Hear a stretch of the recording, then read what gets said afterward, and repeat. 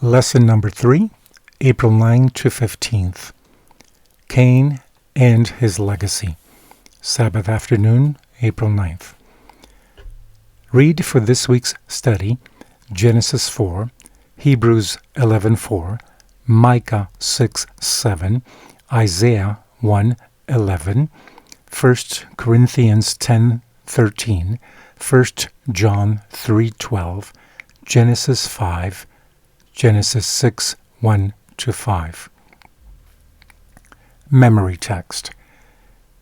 If you do well, will you not be accepted? And if you do not do well, sin lies at the door, and its desire is for you, but you should rule over it. Genesis 4:7. In Genesis, what followed immediately after the fall, and then the expulsion of Adam and Eve from Eden, are mainly births and deaths, all in fulfillment of God's prophecies in the preceding chapter. As parallel chapters, Genesis 3 and 4 contain many common themes and words. Descriptions of sin, Genesis 3:6-8, compare with Genesis 4:8.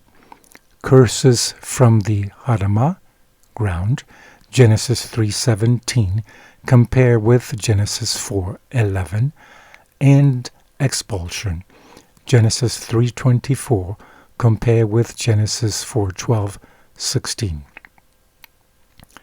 The reason for these parallels is to highlight the fulfillment of what went on before, the prophecies and predictions that God had given to Adam and Eve after the fall. The first event after Adam's expulsion is full of hope.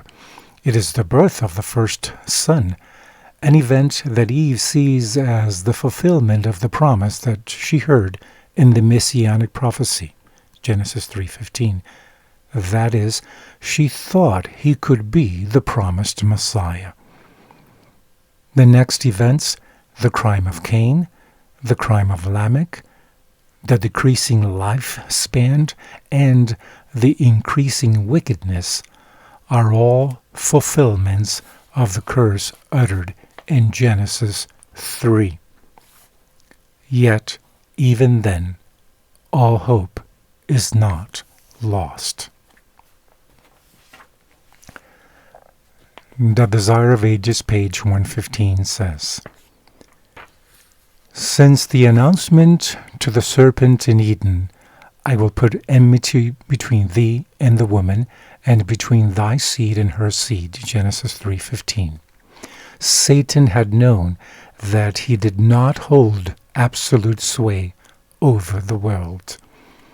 There was seen in men the working of a power that withstood his dominion. With intense interest he watched the sacrifices offered by Adam and his sons. In these ceremonies he discerned a symbol of communion between earth and heaven. He set himself to intercept this communion. He misrepresented God and misrepresented the rites that pointed to the Savior. Men were led to fear God as one who delighted in their destruction. The sacrifices that should have revealed his love were offered only to appease his wrath. Satan excited the evil passions of men in order to fasten his rule upon them. When God's written word was given, Satan studied the prophecies of the Savior's advent. From generation to generation he worked to blind the people to these prophecies, that they might reject Christ at his coming. Happy Sabbath.